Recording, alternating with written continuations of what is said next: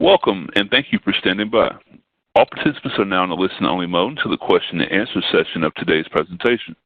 This call is being recorded. If you have any objections, you may disconnect at this time. And I would now like to turn the call over today to our host, Jennifer Ortman. Thank you. You may begin. Thank you, Charles. Good afternoon, everyone, and thank you so much for joining us. I think we may have record-breaking attendance.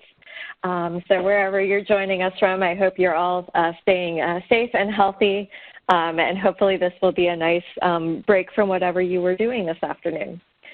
So I'm Jennifer Ortman, and it's my pleasure to kick off today's webinar on research to integrate administrative data into the American Community Survey. We have an exciting lineup of presentations, but first I'd like to set the stage. So the ACS is the nation's most current, reliable, and accessible data source for local statistics on critical planning topics. We survey 3.5 million addresses and inform over $675 billion of federal spending each year. We provide data on more than 40 topics and release 11 billion estimates each year. ACS data are a crucial resource when our nation is confronted with national disasters, pandemics, and other major events. The ACS provides data on a variety of topics. We ask about several characteristics of the population, covering social topics such as educational attainment and language use, demographic characteristics such as age and sex, and economic characteristics such as employment and income. We also ask a number of questions about the characteristics of the nation's housing units, covering things like computer and internet use, utilities, and home value. The ACS is particularly useful because it provides data for very detailed geographic levels, including the nation, states, counties, census tracts, and block groups. This is the only federal survey to provide data for small geographies, making it uniquely suited for use by policymakers, planners, and others who seek information at a community level.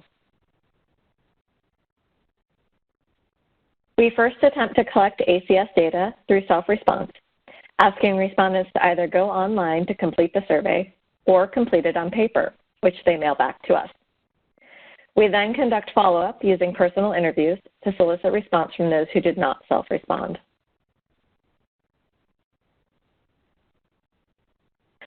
Our program continually evolves to ensure the ACS program provides quality data to our many data users, while also providing a quality experience for our respondents. As we look to the future, the next phase of evolution means embracing the potential and power of administrative data. There are several reasons why we think administrative data may enhance the ACS program. This includes increasing data quality by filling in missing responses and using administrative data to evaluate and enrich survey data. We can save time and improve the respondent experience by reducing the number of questions asked on the ACS. We can provide cost savings by identifying vacant housing units and reducing the need for follow-up visits. And last but not least, the Census Bureau is mandated by Title 13 of the U.S. Code to use already available information.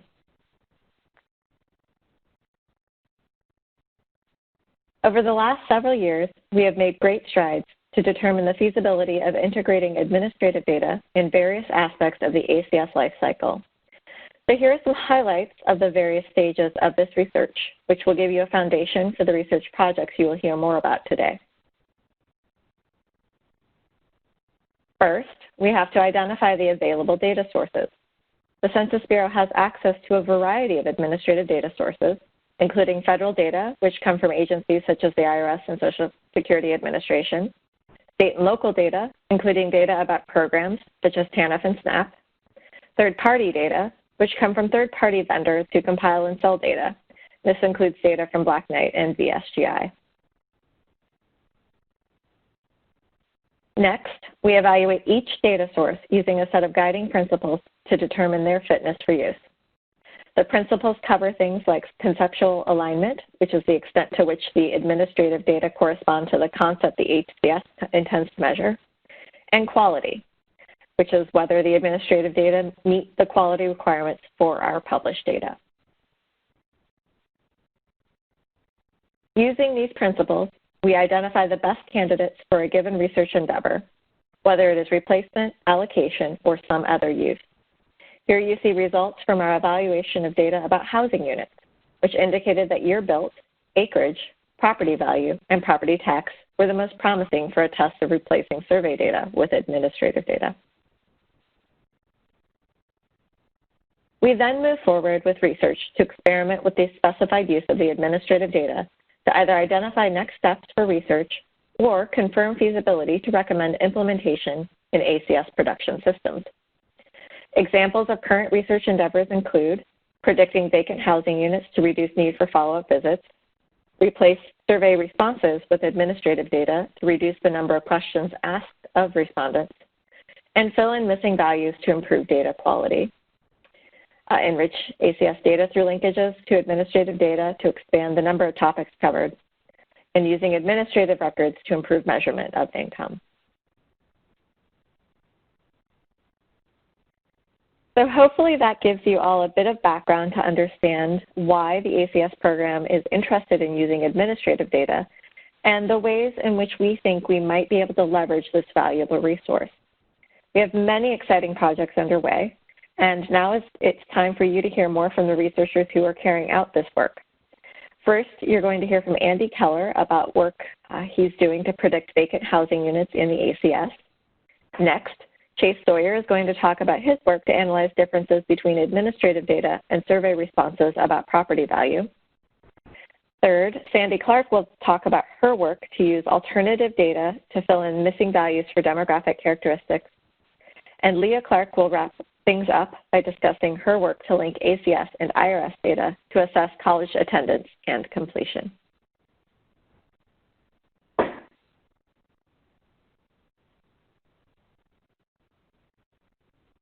So, this is Andrew Keller. Thanks for your time this afternoon. And I'm going to talk about some initial research predicting vacant units in the ACS, as Jennifer said.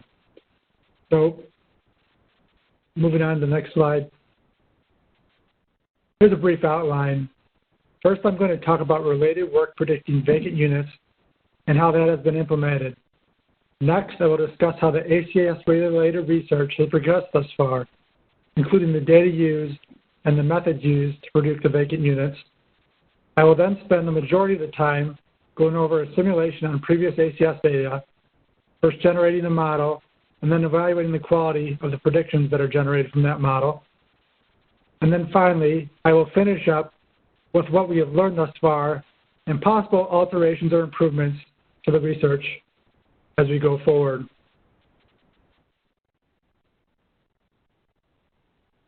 So for the 2020 census, a major research emphasis was to use administrative records to inform the non-response follow-up operations. So in that vein, we developed models to identify occupied, vacant, and delete addresses. And delete addresses are those that do not meet the Census Bureau's definition of a housing unit. That information has been used to modify the contact strategy for addresses for which we have high confidence in any of the three statuses. For example, we can conduct one visit to units with a high confidence of final status rather than continued visits. The idea of this research on ACS was to apply a similar concept to predict units with high confidence of vacancy. And I should mention there is a conceptual difference in that the census measures point-in-time vacancy.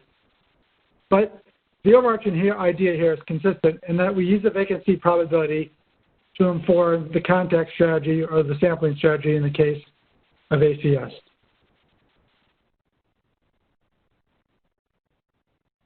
So we develop a model where the dependent variable is vacancy outcome. We use the previous year, or we can use years, of ACS data to inform the training data for our model.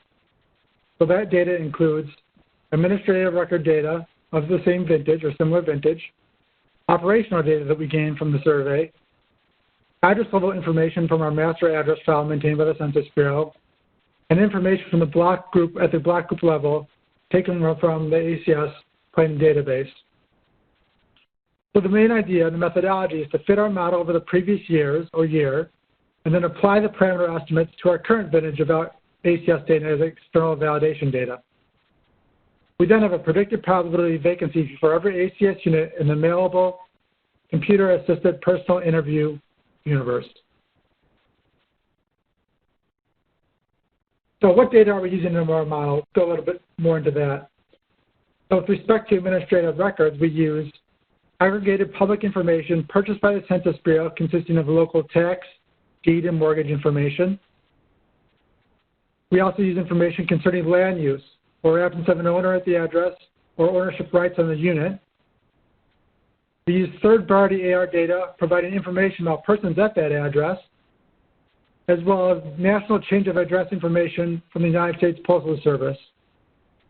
And you can note here that some of the variables, I did bold them, but they're more helpful in the prediction.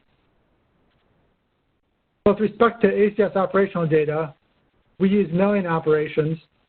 So this is our undeliverable as address from the United States Postal Service, as well as indication of vacancy from internet response. And as you might expect, these two variables are particularly powerful information because of their timeliness. We also use address level information from the master address file. This includes information from the delivery sequence file, which indicates whether the address is residential, commercial, or excluded from the delivery statistics computed by the United States Postal Service. We also use information covering the type of housing unit, whether it's a single unit, a multi-unit, trailer, or other type of unit. We also use information covering the type of delivery point. Last, we have block group level indicators, such as the poverty rate, the rental rate, other language rate, Hispanic rate, or area level information that informs our model. So let me get into some specifics with respect to this simulation I'm going to talk about. So we take the mailable CAPI universe cases from the 2016 and 2017 ACS universe. We fit the model on the 2016 data using the vacancy outcome as our dependent variable. We apply the parameter estimates to the 2017 ACS universe so that we have predicted vacant probabilities over the entire universe of cases. And then we sort the probabilities from greatest to least. So at the top are cases that we believe are the most likely to be vacant via our model. So we iterate over the top percentages by picking a threshold, say the top 10% or top 5% of predicted vacant probabilities. We then compare the actual result to the actual result in 2017 to see how many were indeed vacant. And note that about 25% of the mailable CAPI cases were vacant in the 2017 ACS. So taking a step back, there are really two research questions inherent in this project. And the first was, well, can we actually build a model that can reasonably identify the vacant cases? And then the second gets into, well, what percentage of our threshold of those predictions should we use to perform a treatment? So I have a histogram of these predicted probabilities here that I think somewhat addresses both of those questions. So for the first question, the separation of the humps, so you have this kind of big hump on the left and you have almost two smaller humps on the right, is it a positive sign that a model can be built in the sense that the vacant cases can be separated out from the non-vacant cases. So the non-vacant cases are on the left and the vacant cases are on the right. And for the second question, as you move from right to left, maybe it's time to stop after the first hump, moving right to left, or after the second hump, taking into account the cost-benefit trade-off. So you kind of have to figure out, in terms of a threshold, where should I stop in terms of my using the cases for some sort of treatment. So here's an example where I take the top 10% of vacant predicted probabilities. I then look at the actual result from the 2017 ACS. So for each state, the denominator is the number of cases within that state that fell within the top 10%, and the numerator is the number of those cases that were vacant. So then we can calculate a true positive rate for each state. So for this particular graph, the darker colors represent those states with the higher true positive rates. As you can see, Wisconsin, Michigan, Florida, New Jersey.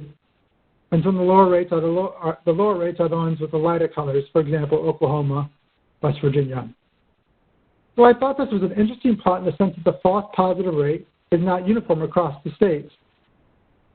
I also think this bears some further investigation on my end as to understanding the lack of uniformity.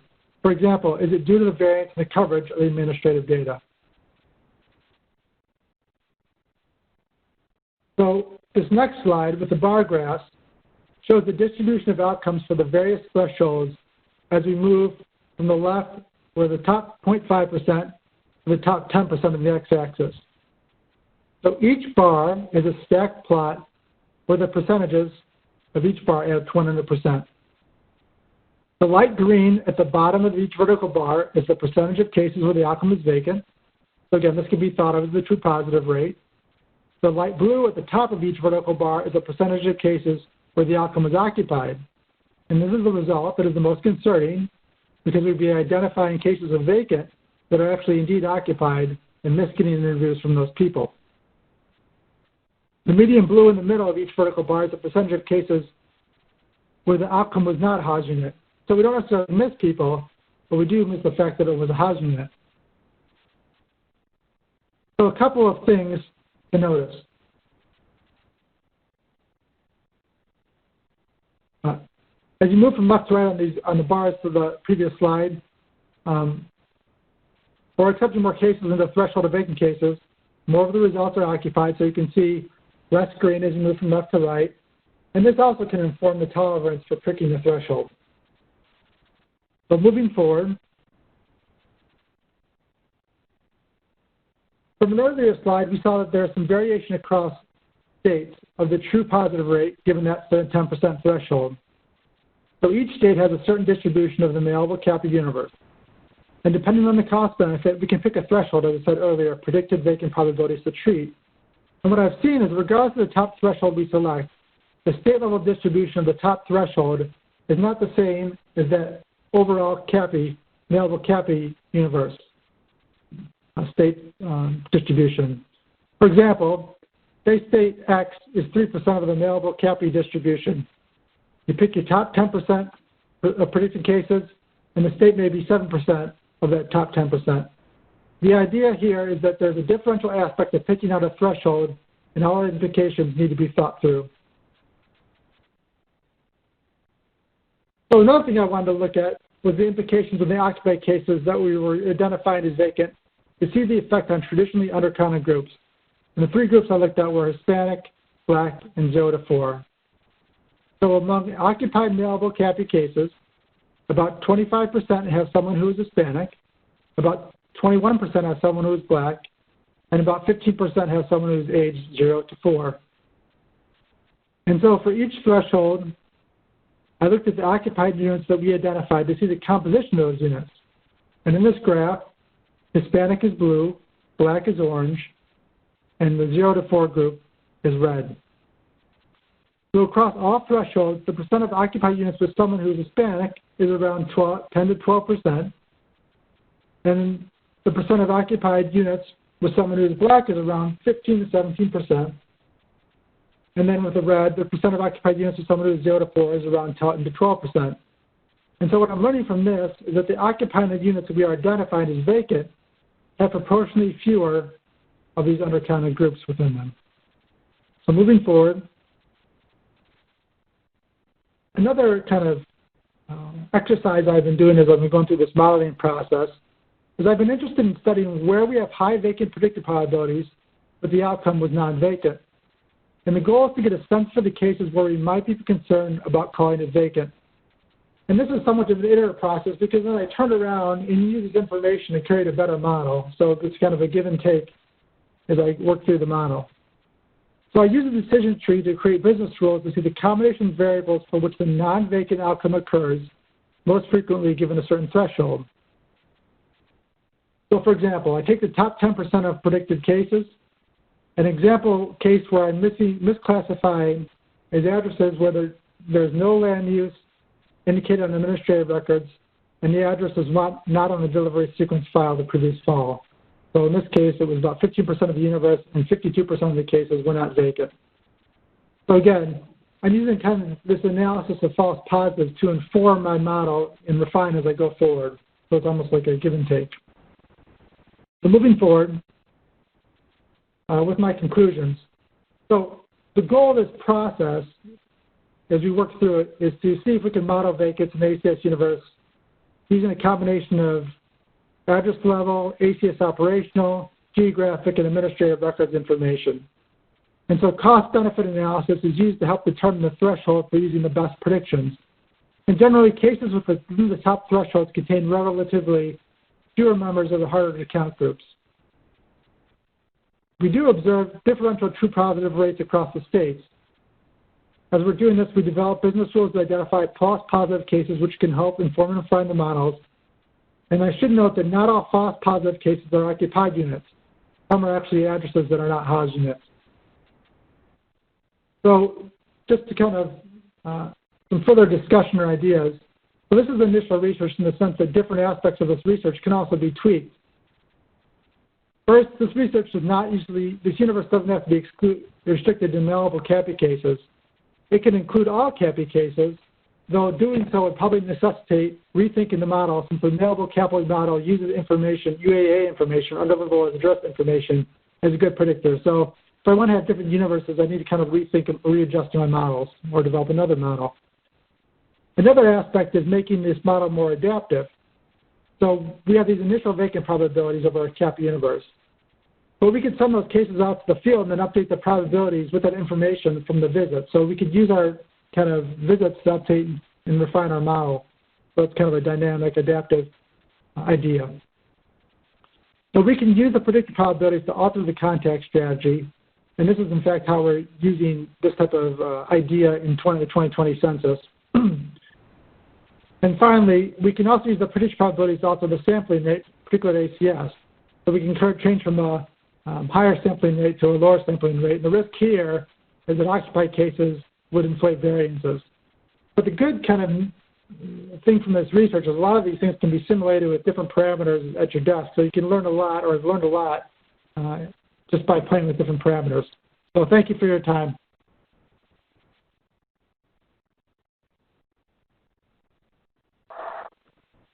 Great. So thank you, Andy, for talking over some of the ways that the ACS may be able to use administrative records to utilize in their field operations. I'm Chase Sawyer, and I'm excited to talk with everyone today about some more work that we're doing regarding administrative records. In this instance, we're actually looking at how the use of property tax records could be utilized in the American Community Survey and how those may actually affect our estimates. And we're going to specifically be looking at property tax data. And so to set the stage here, a few years ago, we did a research project where we used housing administrative record data to simulate how that would affect ACS estimates if we were to do so. So our goal in this project was to see how we could use administrative records, what the impact on our estimates would be, and then just also learn what we would need to do in the production system to make this happen. To do this, we used the 2015 ACS responses, and today I'm going to focus on one of these 4 promising housing items that we had, which was property value.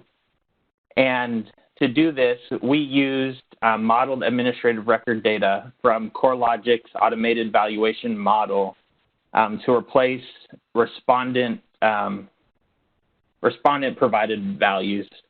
And we ended up creating a simulated version of the ACS estimates that compare to the published 2015 ACS estimates. And so as part of this, we went ahead and we created an adaptive design. We didn't use every single administrative record that we had available for us or were able to link because we wanted to see how this would work in production. And so to do this, what we did was we used the ACS sample, and we assumed that people that responded used from an internet, a computer-assisted telephone interview, or using, or as part of the personal interview follow-up, that these instruments we would be able to adjust so that if we knew we had an administrative record available, that we could go ahead and skip that question in the instrument. If the respondent, though, provided a mail survey response, we assumed that we would need to use that response out of respect to the fact that they took the time to provide us a response. And we did this because we assumed that we wouldn't be able to have it be feasible to have multiple versions of the mail questionnaire. So we would just ask all of the questions that we had of the mail respondents. If the response came back to us, though, and it was blank, instead of taking it and pushing it through to our imputation process, we went ahead and used the administrative record if it was available. And so now, as I get into some of our research results for property value, I do just want to remind you that these are simulated estimates for the ACS, and so it's not a direct comparison between the respondent provided value and the administrative record value. And also, as we start to dive into some of these different crosses that we did to the variables, I want to point out that the results may be confounded by whether or not we were able to link administrative records to that housing unit. So an example of this is, like, it may be easier for us to link our administrative record data to certain households than it is others. And so if that's a characteristic that makes linkage difficult, then it may also be where we see some of these simulated estimates that the differences aren't as large.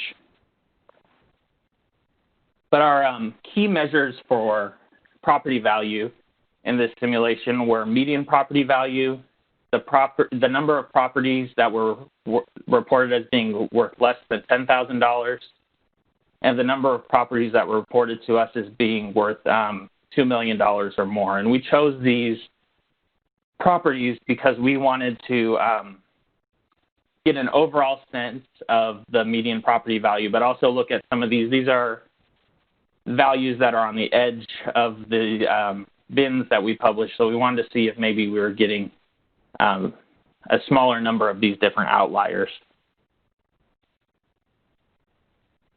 The first results, though, that I want to review with you today involve our median property value. And so overall, you see that there was a difference between our simulated estimates and our published estimates of 6.3%. When we look at this geographically, though, there are differences throughout the different states. And so we can see that most of the states fell on either side of this bin, and they were pretty evenly split, with about 5 states having differences of 9% to 19.9%, and then some that were closer to not being statistically different, but all of the states saw a decrease in the median property value between our simulated and our published estimates. What you'll see here, though, on this next slide is that this is fairly related to the burden reduction or the number of administrative records that we were actually able to swap out from our respondents' answers. So what we're seeing here is that the respondent values are usually lower than the records that, or I'm sorry, the respondent values are actually higher than the records that we're getting from the administrative records.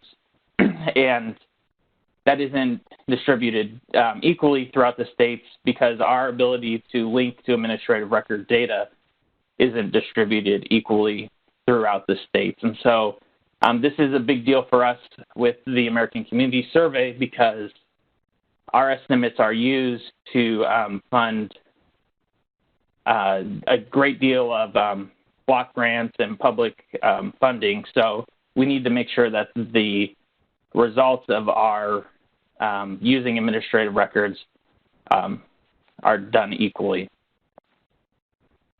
So I also went ahead and broke out some additional data points for us to review today. So I have a few more median property value for us to look at. We're going to look at how the differences based on when the property was built, when the person moved in, as well as the mortgage status.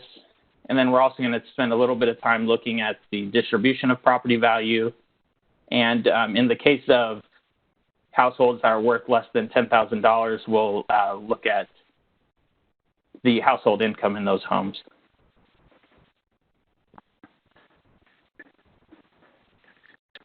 So here we can see that when we look at the differences of median property value by the year built, there's not like a discernible linear pattern here between the year that the unit was built and and the difference with the property value.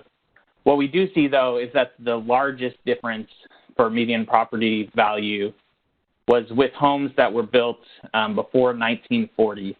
And so this is something that we need to look into a little bit further to see why these housing units had such a large difference between those estimates. Another breakout that we have is for the year that the person moved into the household for their property value. As you can see, there is a kind of sloping decrease here based on when the person moved into the unit and when and how much there was difference with that median property value. People that moved into the home before 2000 had a greater decrease, and people that moved in after 2000 had a smaller decrease. And some reasons we kind of think that this may be is that when we're looking at the data, we see that people that are younger are more likely to are more likely to have a higher value on their home than those that have been in there longer. And as we're actually going to look at the next slide, they may have reasons regarding their mortgage. So this last breakout that I have for median property value looks at the difference by mortgage status. And we see that units that have a mortgage were likely to have a decrease that was higher than the national average, whereas units without a mortgage had a lower decrease in the amount of administrative records. And so a reason why this may be is, as I've thought this through, that people that have a mortgage, they want their home to be kind of worth as much as possible, maybe more than someone that doesn't have a mortgage, because that's showing the difference between what they owe on the home and what the home is worth. And this also is kind of a confounding influence with what we were talking about with age and when people move into their homes. So this is definitely something that we'd like to research a little bit more and to look in some of these and see why the median property value may be different for these characteristics. So to give an overview of the breakouts for median property value, we saw that for year built, there wasn't a discernible pattern as we went through our different categories, but units built before 1940 had the largest decrease.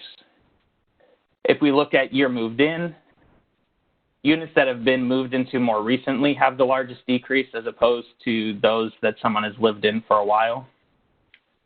And also we're seeing that when we look at mortgage status, the decrease is largest for units that currently have a mortgage. So there were these other two measures that we thought were important for us to look at as we did the housing simulation. And this was properties that were valued less than $10,000 and properties that were valued at $2 million or more. And we saw decreases for those categories of 16.3% and 26.6% respectively. On this next slide, though, what I've done is I've taken all of the bins that we have for property value to try to look at them and see what happens with that distribution and what the differences were across the sample. And so what we're seeing here in our simulated estimates are that kind of our outliers are where we had changes, whereas homes that were worth between $50,000 to about $250,000 are where we're seeing the gains. So I want to dig into this a little bit further so we can actually confirm this, but to look and see if those homes that were worth less than $50,000, if those are kind of feeding into the lower end of where we're seeing the gains, and then the two more than 300,000 or more, and see if those are kind of the upper end of the gains. But actually to look into this and see where people are moving on this continuum. Another table that we have that we're able to go ahead and look at is the property value of less than $10,000. And so we actually have a breakout in the American Community Survey that we have a table that shows the household income for these properties. And so on this next slide, you'll see what I've gone and taken these homes, and I wanted to see where kind of they lined up and what areas or what groups based on their household income had the largest decreases. And so you can see here on the lower end of household income, there's a smaller decrease, but there is a decrease in the number of these homes.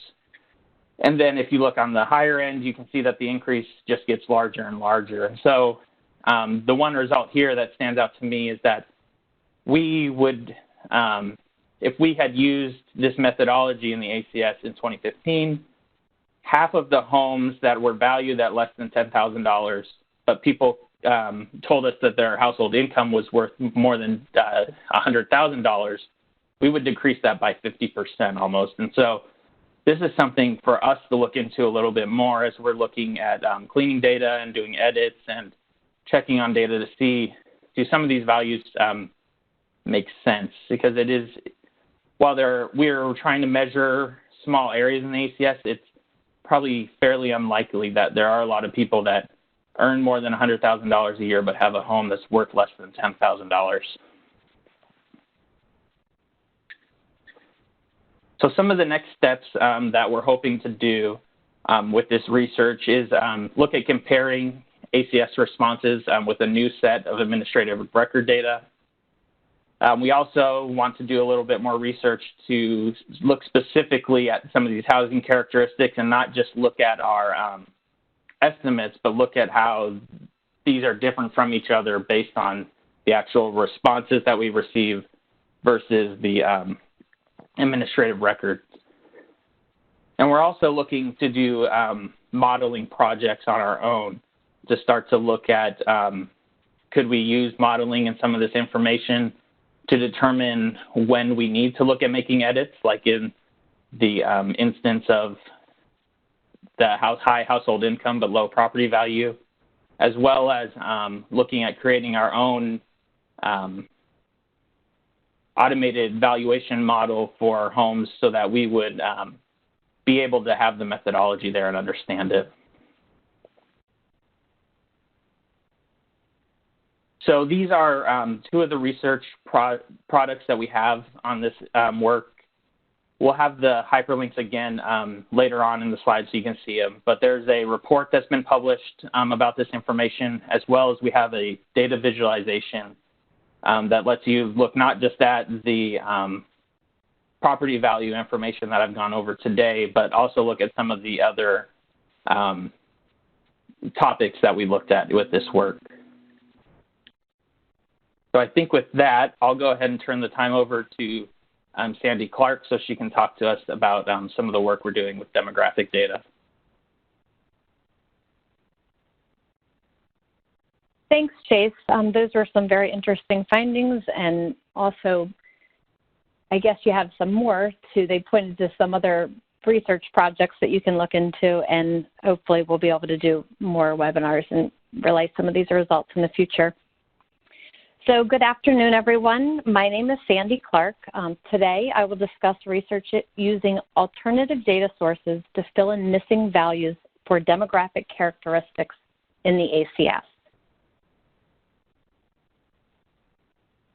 As Jennifer mentioned earlier, there are several reasons for using administrative data in surveys such as the ACS. Andy discussed using these data to predict vacant housing units before going into the field to reduce the need for follow-up visits and therefore save money.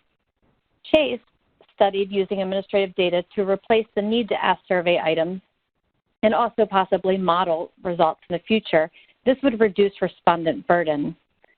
My research tests using administrative data to impute data for survey items left blank by respondents. This improves data quality. All of the research discussed today puts already available data to good use, satisfying Title 13 of the U.S. Code. There is a good deal of research that supports using administrative data in lieu of statistical procedures, such as the HOTEC imputation, which is the main source of imputation used in the ACS. Other Census Bureau surveys are already applying these techniques. The 2020 census is using administrative data to reduce non-response follow-up efforts and to impute for missing response. The research that led to the decision for the 2020 census motivated us to consider these methods in the ACS. This research that was done matched 2010 census records to administrative data on Hispanic origin, race, and age. They found a high match rate among census response and administrative data, with 90% or more agreeing. However, the study also compared imputed 2010 census values with administrative data and found some differences. For example, using administrative data resulted in increases in Hispanics and several race categories. Census also appeared to impute more older ages than younger ages when compared to administrative records. These results suggested that using AR in lieu of statistical methods could result in higher data quality. Additionally, since the methodology had already been created and proven for use in the 2020 census, we felt it would be relatively easy to implement in the ACS. Therefore, we decided to test integrating administrative records in the ACS edit and imputation procedures. Our test uses 2016 ACS response data. It incorporates data from previous surveys, the 2010 census, and other administrative sources, which we use to fill in missing response for the demographic characteristics, age, sex, race, Hispanic origin, and place of birth. The research plan is to replace missing responses, and then we'll run the resulting test file, both with this ACS response data and administrative data, through our ACS edits and create estimates that we can compare to the published estimates that were published for the 2010 ACS.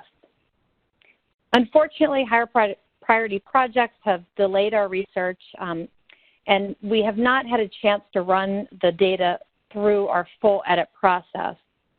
That research is currently underway, and we've picked it back up, but at this time, the research that I'm presenting today does not account for how the edit procedures may clean up inconsistent administrative data, or how using administrative data could have an impact on how we edit other survey items besides those that are directly included in our test.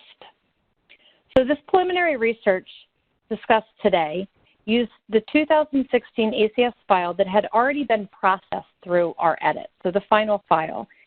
What we did was we replaced allocated values when there were AR data were available, the administrative data. This allowed us to study how the administrative data compared to how we allocated the missing data with using our HOTEC approach. Our administrative data came from 4 data sources, and we used the following hierarchy for replacement. So initially, we took a look, we looked for data from internal Census Bureau sources that have broad coverage. So first, we turned to the 2010 to 2015 ACS since this data provide more recent data. The ACS samples addresses, not people, and our design makes it impossible for an address to be in sample more than once every 5 years. So it is rare for a respondent living at address in our 2016 sample that we used in this test to have a response data from an ACS between 2010 and 2015. However, due to people moving and changing addresses, this is possible to have data for these respondents. Next, we look for response to the 2010 census. If we can't find census data, then we turn to the Social Security Administration Numinate file. Now, this file contains transactions recorded for Social Security number. The Numinate includes name, date of birth, sex, race, place of birth, parent's name, citizenship status, and date of death information. As a last resort, we check the Census Bureau's Best Race and Hispanic Origin file. This file is a composite file that contains a number of federal, state, and third-party sources. It employs a method that compares race and ethnicity across a number of these different sources, and when they differ, it chooses one of them based on a best-tested strategy. This slide shows the flow of the adaptive design we are simulating. Once we receive ACS returns, we look for response to the test items. If a response was provided, we use that value. If the item was left blank, we look for available administrative data, and we use that value. If we don't have administrative data, then we follow our traditional method and allocate a value using a hot deck approach. The following research questions were constructed to guide our research. The first looked for what proportion of ACS respondents did not provide a response for these items. Next, we look at, of those that don't provide a response, how many of these missing values can be filled in with available administrative data. Then we look at the proportion of the AR values, how they match the ACS allocated values. So we look at match rates between the two. As I mentioned earlier, we had some setbacks, and therefore we haven't got to research question 4 or 5. We're currently working on these and putting these test data through our edits, but I've decided just to include them here to give you an idea of the other things we hope to learn. So we would like to see whether or not the using administrative records change the overall distribution of the test items when we compare them back to the published estimates, so the impact really of using these data. And then also if there is any effect on the other survey items besides those included in our test.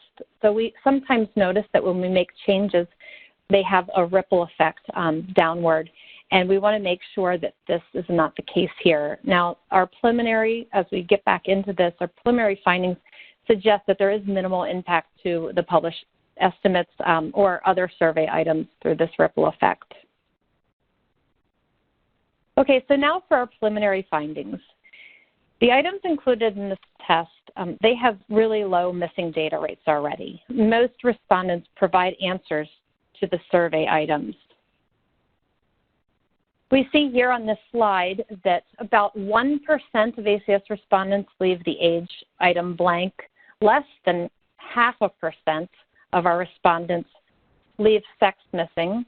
It jumps up a little bit to about 1.6% of ACS respondents do not provide a response for race, and also that's the same for Hispanic origin. Now, when we look at place of birth, we find that 6.8% of ACS respondents do not provide a response to this item. And for the reason for the higher response for this is the ACS first we begin with creating a roster and asking some of these basic characteristics such as age, sex, race, and Hispanic origin. And then we switch over to asking questions about the household structure. And then we go back to asking about all the individual household members. And that is the section where the place of birth is asked. And we do know that sometimes people break off before getting to this section or the very beginning of it.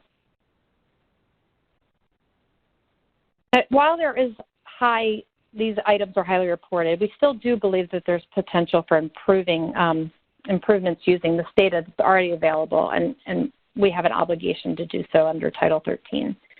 So of the missing values, next we look at what percent can be filled in with available administrative data. This slide here shows that the percentages vary by survey item. A smaller proportion of missing response for the age and sex item can be filled in with administrative data, than for the other three items. So for age, we have 33.8% of the missing values we have available data for that we could use. For race, it's about 44%. We do better for sex. We have administrative data to fill in over 76% of these missing values. Hispanic origin, we have 69% of the missings can be filled in, and for place of birth, it's almost 82%. Next, we compare the administrative data to the ACS allocated values to see how well they align with one another.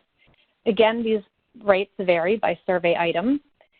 Here we see that for age, the administrative record value matches the ACS value that we used, that we allocated, only 3.2% of the time. When we look, that's looking at individual age ranges. So when we group the age ranges into some of the groups that we normally use for our published products, we get a better match rate, and about 22% of the time, the administrative record value matches how we did allocate for ACS. The sex, we do much better. This is not surprising since there's only two options, male or female, and they match 94% of the time. For race, it's a little over half at 52.8%. That's looking at the individual race groups, which there are hundreds of them. When we combine them into the major race groups, we get a better match rate of nearly 67%. For Hispanic origin, we do well with about 82.1% of the administrative values match the allocated values. And when we look at, this is looking at more specific Hispanic origin categories, when we just look at the Hispanic versus non-Hispanic, this jumps up to 94%. And for the place of birth item, our value, our allocated value, matches the administrative record value at 52.5% of the time. Now, we found the misalignment in age very interesting, so we wanted to dig a little bit deeper. This next slide provides more details into the difference for age.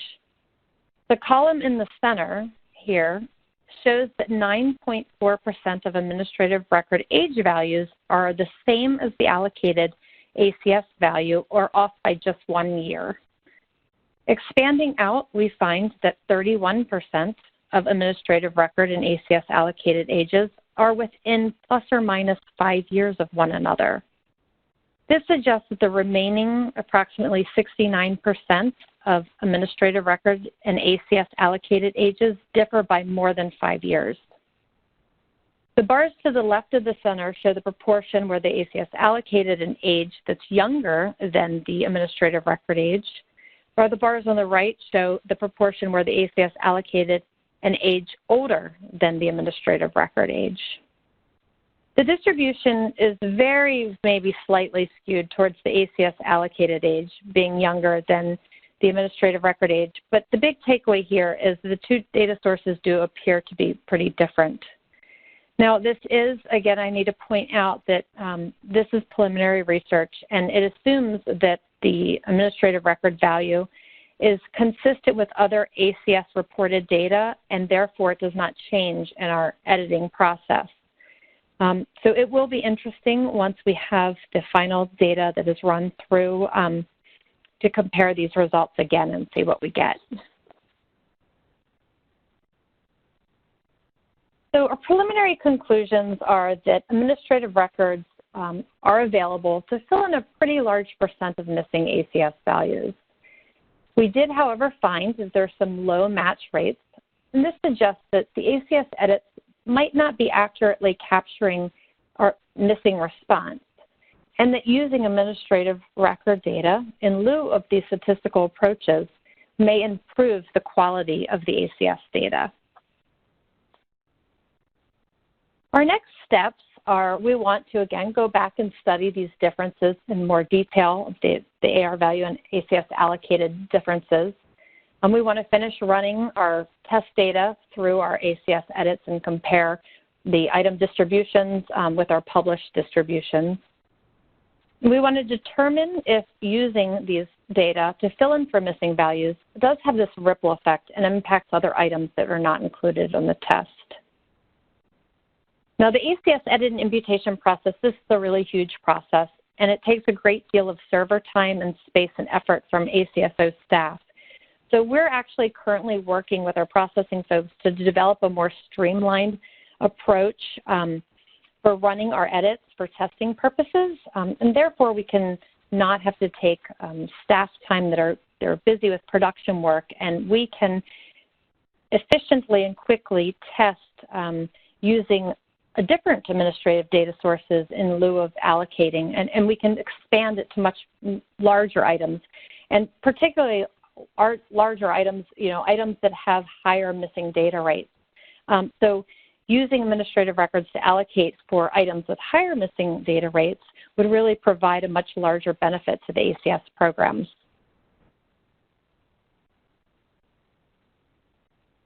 There are a lot of research projects going on related to using administrative data in ACS. What we've discussed here is just a few of them.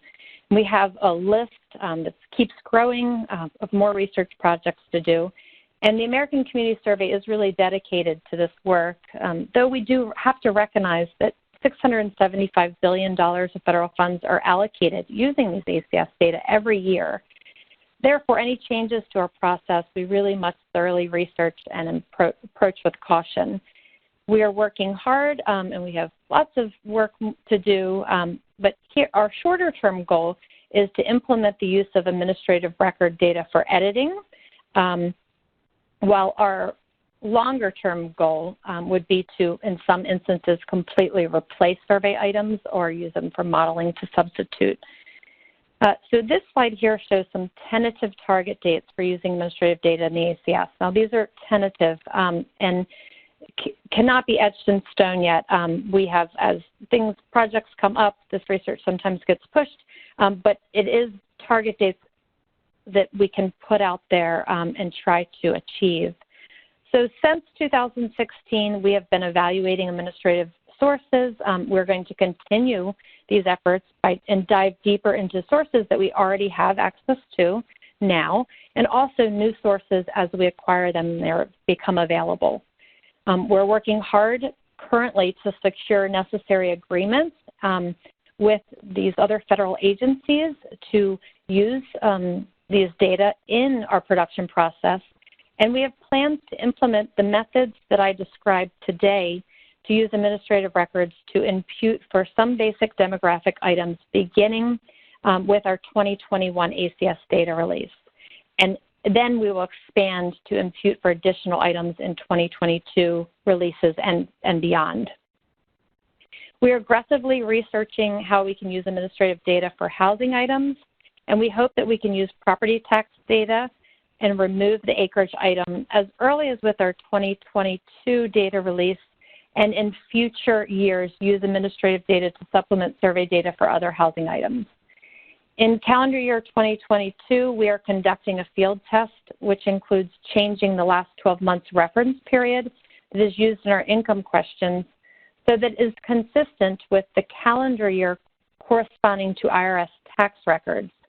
If successful, this change could be implemented, this reference period change, as early as the 2025 ACS.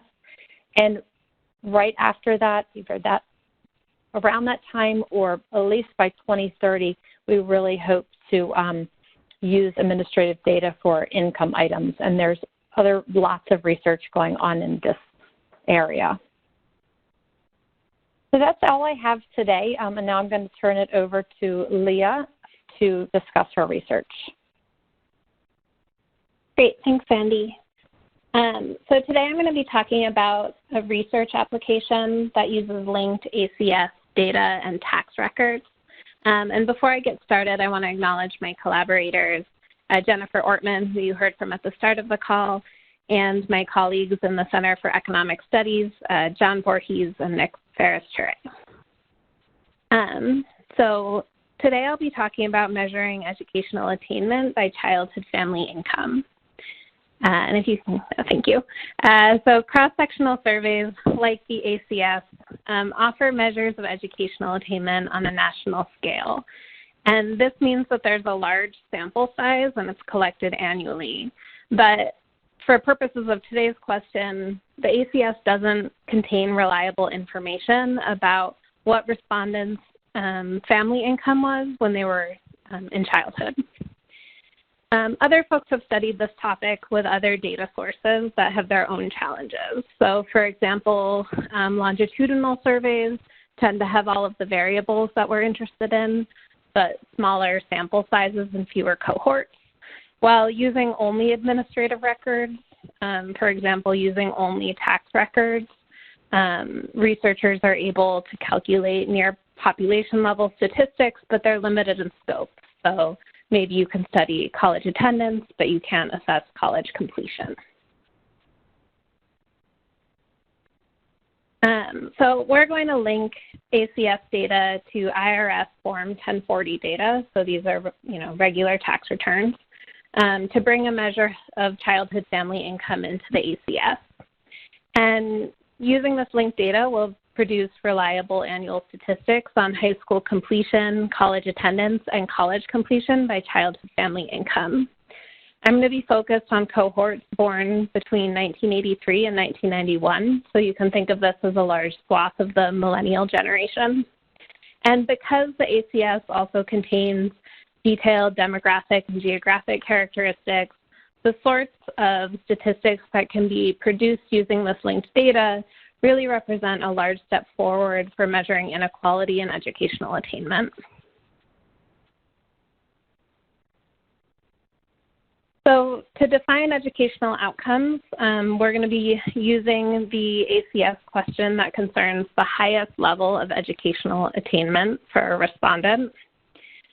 We'll define a high school completer as anyone who's finished a regular high school diploma, GED, alternative credential, or some higher degree. A college attender will be anyone who reports having attained some college credit or a higher degree.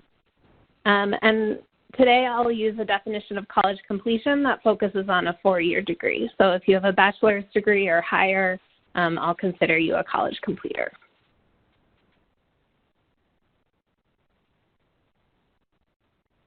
So at top here, I've illustrated kind of a life timeline.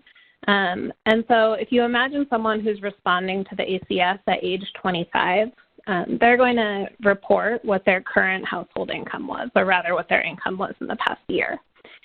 And for people who happen to still live with their parents or the people that they grew up with, that income measure might be an accurate depiction of childhood family income, but for the most part, people are no longer living with their parents at age 25.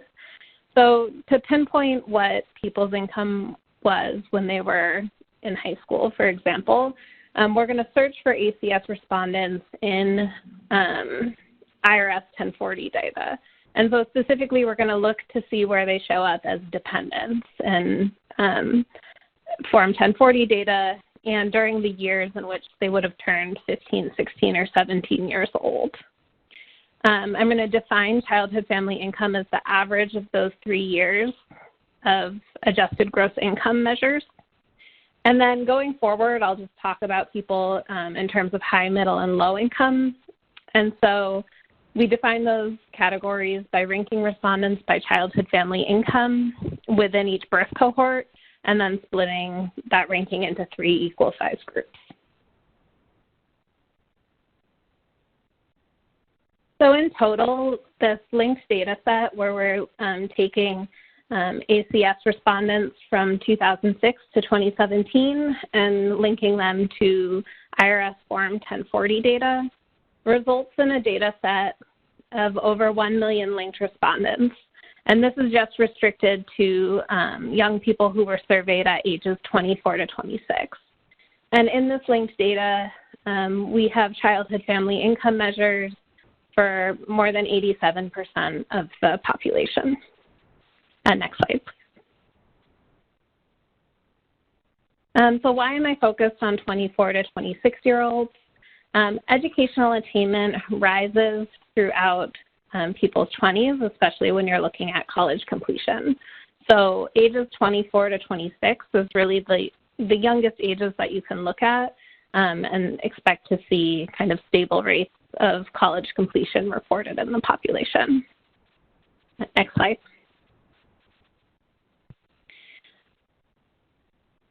So what is the educational attainment of young millennials?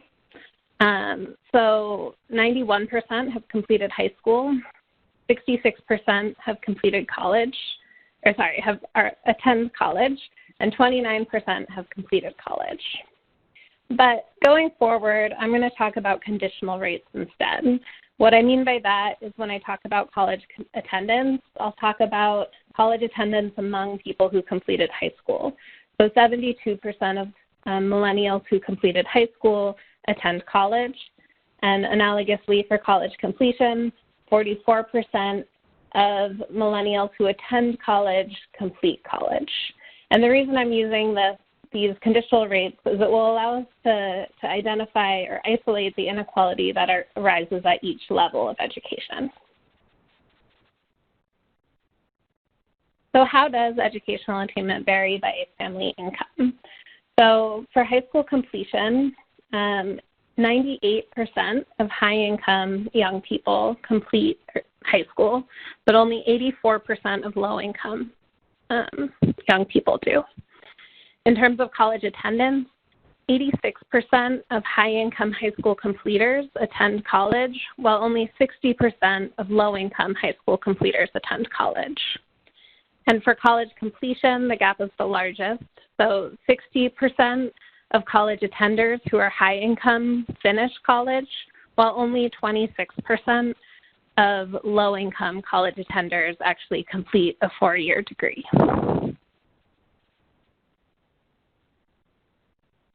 Next, I'm going to show similar statistics by race and ethnicity.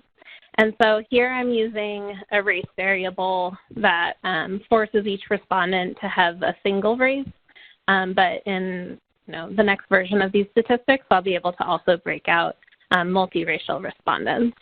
But today I'll be talking about respondents who are Hispanic versus those who are non-Hispanic and either white, Black, Asian, American Indian, Alaskan Native, or Native Hawaiian and Pacific Islander. And a great attribute of this large sample size is that we will be able to talk about outcomes for some of these smaller racial subgroups that are often left out of analyses like these.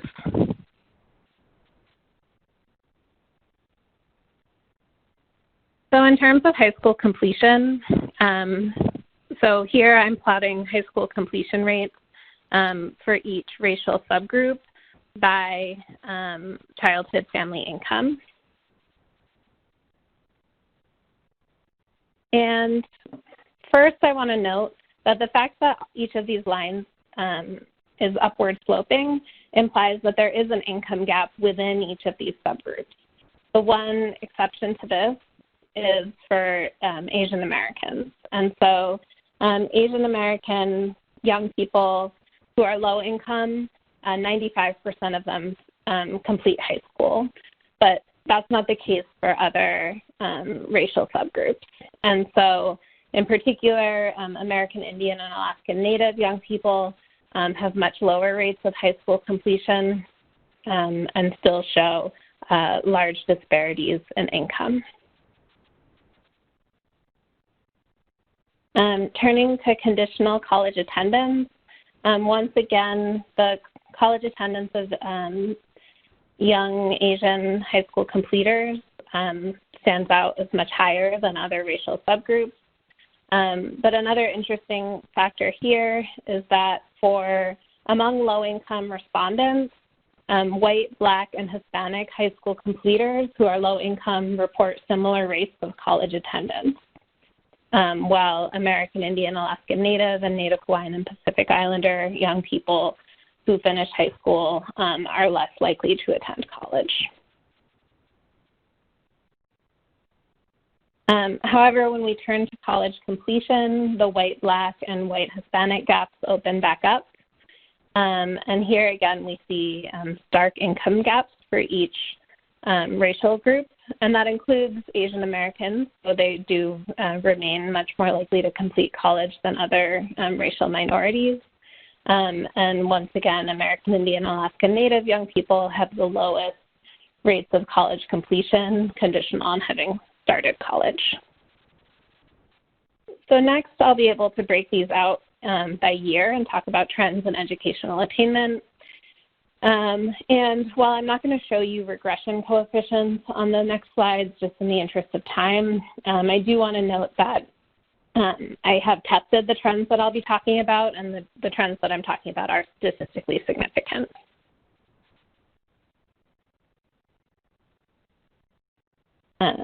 So here's kind of the bright spot of today's presentation, which is that low-income young people have made substantial gains in high school completion over the period of time that we're looking at.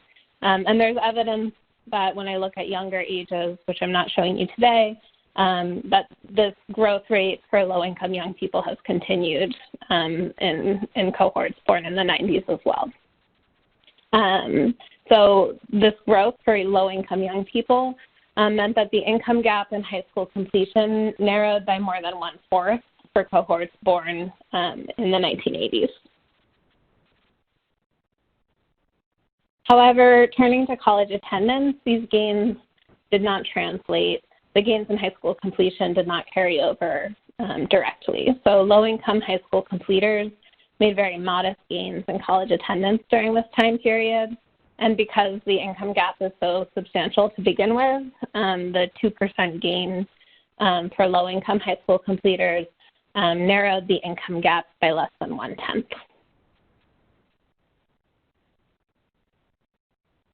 And finally, the income gap during this for cohorts born in the 1980s continued to widen.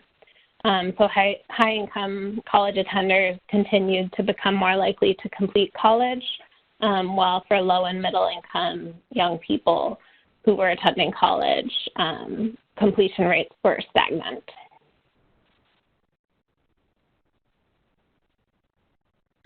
So just to contextualize these results in the existing literature, we know that the high school graduation rate was stagnant for young people born before 1980, but our results are consistent with Murnane, who has shown rising high school graduation rates in the 1980s, especially for Black and Hispanic young people. And we document that that rise was really driven by gains for low-income young people. But something that I want to note here, while I won't get into in detail, is that I do find that while low-income Black and Hispanic respondents made large gains during this period, low-income American Indian and Alaska Native young people did not make gains. And so this data allows us to decompose this growth and show that it's not equally distributed across subgroups. The income gap in college attendance was rising between the 1960s and 1980s. And so we find kind of stabilization and a slight decline in the 1980s, which is good. But we are seeing continued growth in the income gap in college completion, which had also grown substantially between the 1960s and 1980s.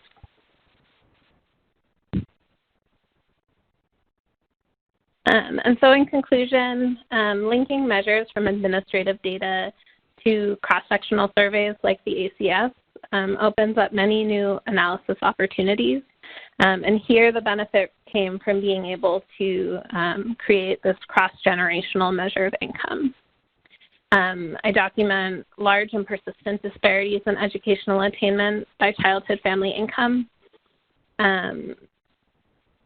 But we show that there have been low-income gains in high school completion. Income gaps vary across racial subgroups, but they're consistently large within racial subgroups. And levels also differ across racial subgroups. So this isn't a question of race or income being the driver. Both are present. And finally, American Indian and Alaska Native young people did not make the same gains. And so with that, I will turn the webinar back over to Jennifer Ortman. Thanks. Okay. So thank you, Andy, Chase, Sandy and Leah. I really enjoyed the opportunity to hear about your research, and I hope everyone who's joined us by phone did as well.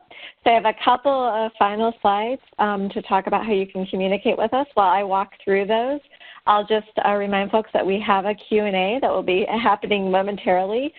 So to get yourselves queued up so the operator can give you access or the ability to speak, you'll need to dial *1. So I'll just finish up, let you all get your phones and then start. Hopefully, lots of you have questions.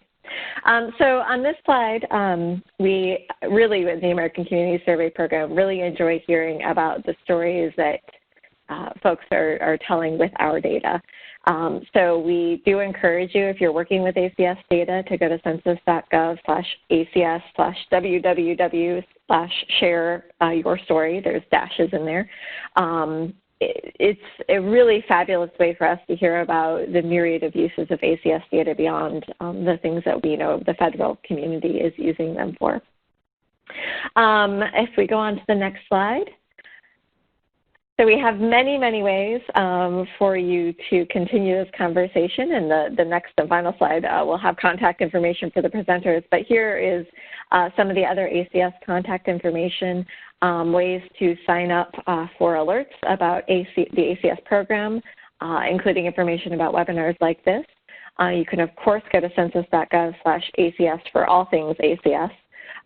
We have the Census Customer Service Center, and an ACS user support email. And of course, we love if you're into social media and posting, if you can use the hashtag ACS data anytime you're referencing our data to get the word out there. And so we'll finish up this last slide. And we'll leave this slide up. Certainly, if you don't have time to write down everything, you could always just do a quick screenshot on whatever device you're using. But we have a few links to papers that are the research that we're doing on administrative data, and also the contact information for our presenters. So again, you heard from Andy Keller about the work to identify and predict vacant unit status. Chase Sawyer talked about looking at the differences between the survey responses and administrative data on property value.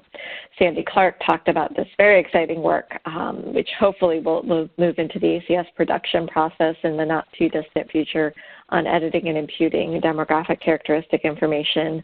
And the last, of course, not least, the work Leah talked about with linking ACS and IRS data and going beyond what we can tell with just that cross-sectional data to looking at linkages with other data sources over the life course to see what we can learn about our population and how cohorts change and what they achieve over time.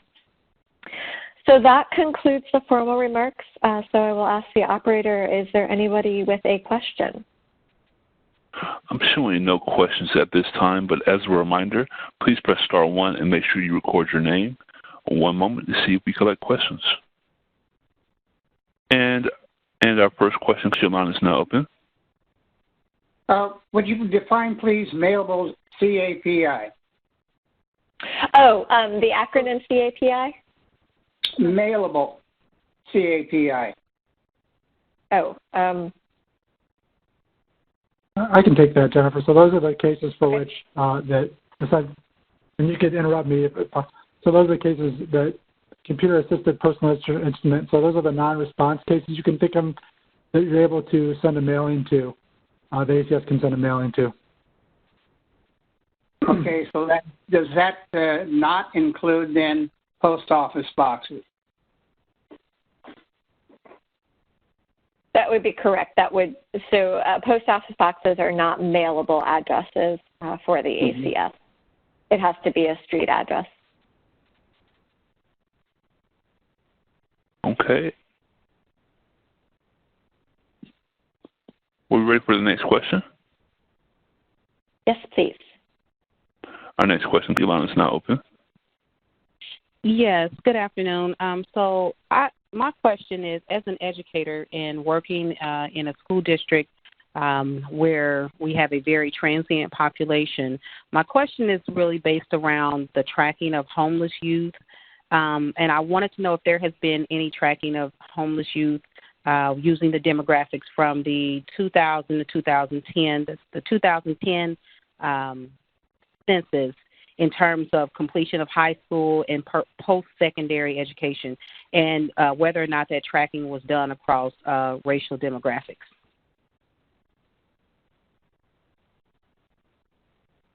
So I'll give an answer and then invite any of the others if anybody has any further information. So the ACS is an address-based sample, so the homeless population is not necessarily a population that's going to be represented because we do not have an operation for going out and surveying the homeless population.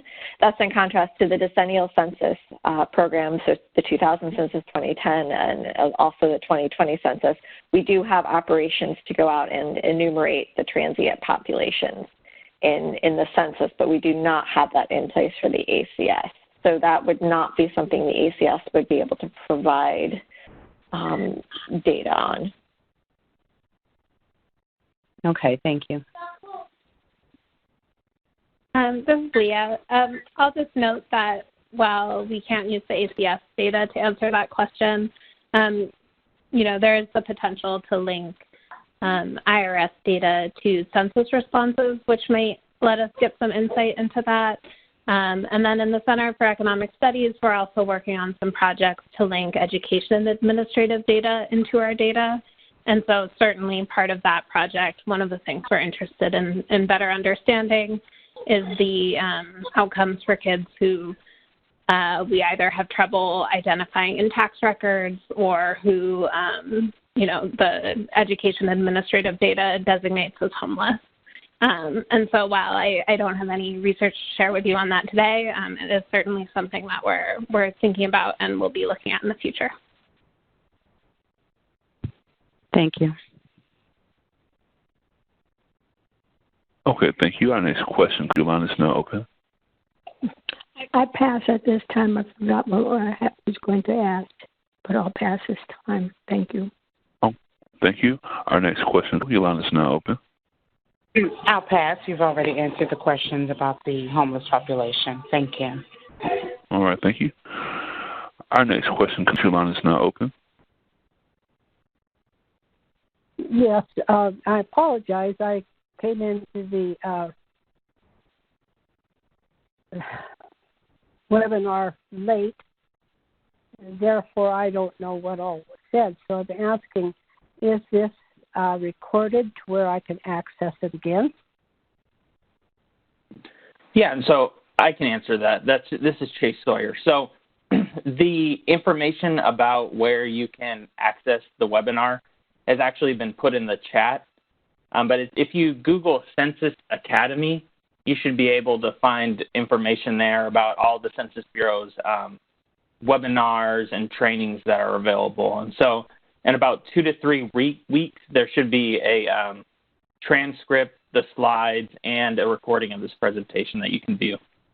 Okay, now you also mentioned slides several times, and I can't see them, so how do I go about seeing those? Yeah, so those will actually be part of the recording. We post those recordings on YouTube. The slides were presented via WebEx today, okay, but we'll also provide a PDF of the slides as well. Okay, all right, thank you. Yes, thank you. Okay, thank you. Our next question, your line is now open. Hi, thanks for the very interesting presentation. 2 quick questions. One is I see that last Friday, the 2020 census folks issued a 26-page paper on the intended uses of administrative records for the 2020 census. So I'm curious how much cross-fertilization there's been between the 2020 census effort and the ACS effort. And then the second question has to do with the use of state administrative records. I had to get off the phone for a sec, so you may have answered this, but the Census Bureau asked OMB for permission to renew its ability to get administrative records from state governments, but OMB hasn't said yes yet, and that's terminated as of April 30th. So is that causing a problem for you guys? Thank you for the question. This is Jennifer. To answer the first question, a lot of the research you're seeing here, in particular the work on predicting vacant units and also the work to do editing and imputation for demographic characteristics, is work that we are doing in collaboration with folks who are working on the decennial census program. And Andy Keller actually his primary job duties are working on the 2020 census. So we very much are working across the programs to identify synergies in terms of research and approach where the programs do have overlap in their operations as well as content for the data collection. So thank you for bringing it up, because we probably should have highlighted that a bit more. And then I do not have information about access for the state data or the request to OMB, so I don't know, Andy or Leah, have you heard anything about this? No, I'm not aware of the state data aspect of it. I'm not either. Sorry. Go ahead. You can.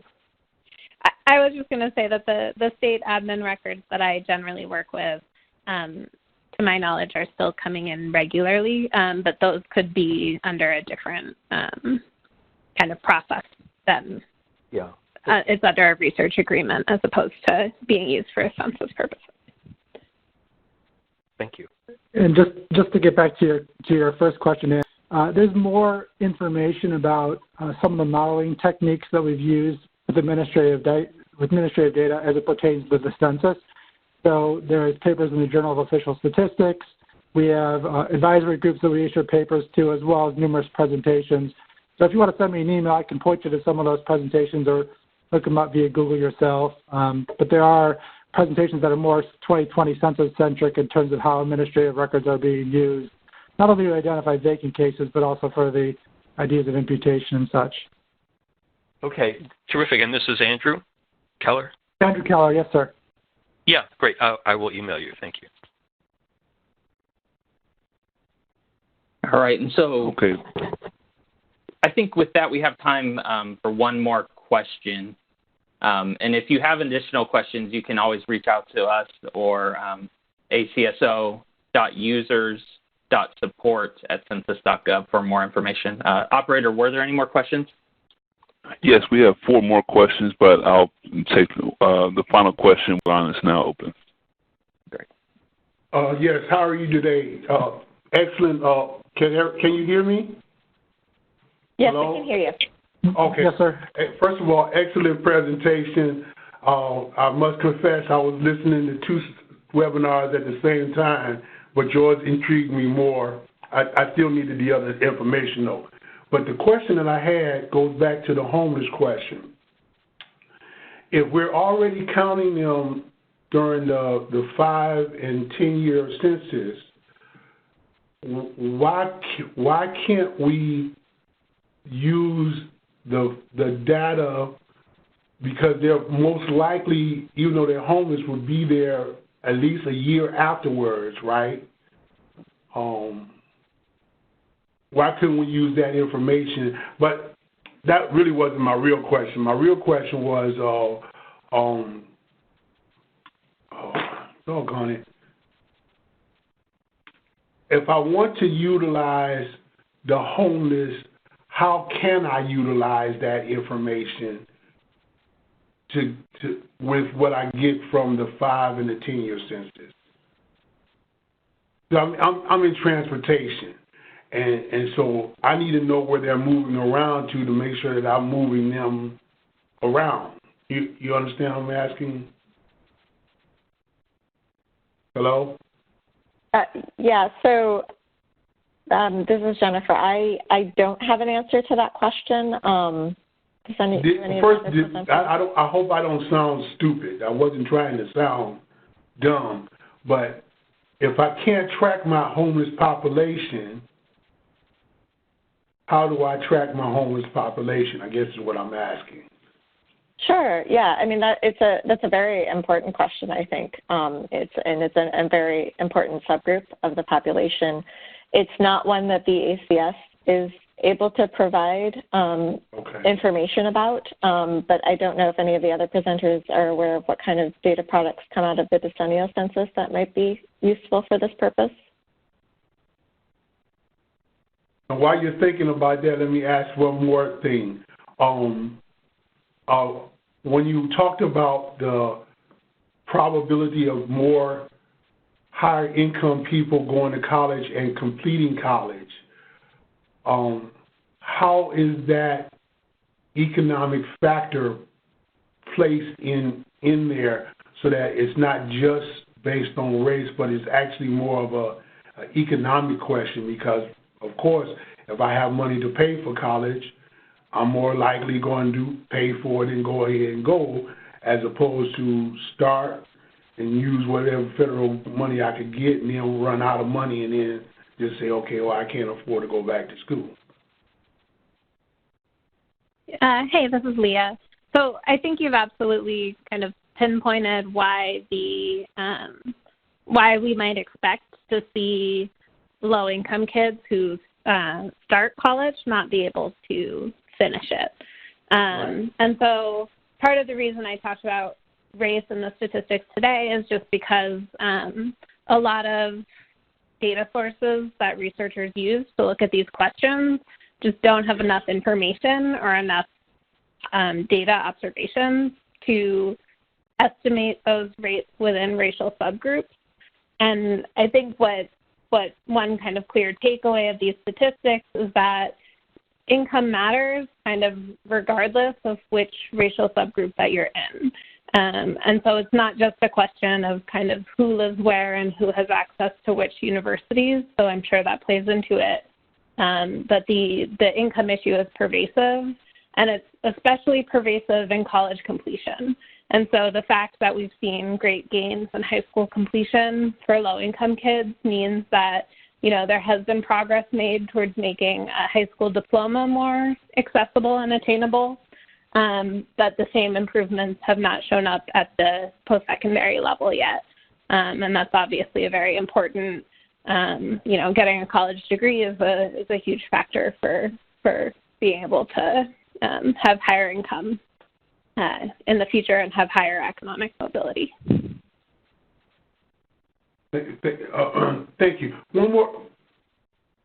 So sorry, this is Chase. We are kind of over on our time, so I did want to let you know that you can always reach out to us at that email address I mentioned. It's in the chat, but it's acso.users.support@census.gov. And so, yeah, if there are any additional questions, please feel free to reach out to us. But I do want to be cognizant of the time that we are over at this point. But yeah, I want to thank everyone for, first of all, the presenters today taking the time to present, and then also everyone that was willing to join us and hear about this great research that's being done at the Census Bureau. And that concludes today's conference. Thank you all for participating. You may disconnect at this time. Speakers, please stand by for the post-conference.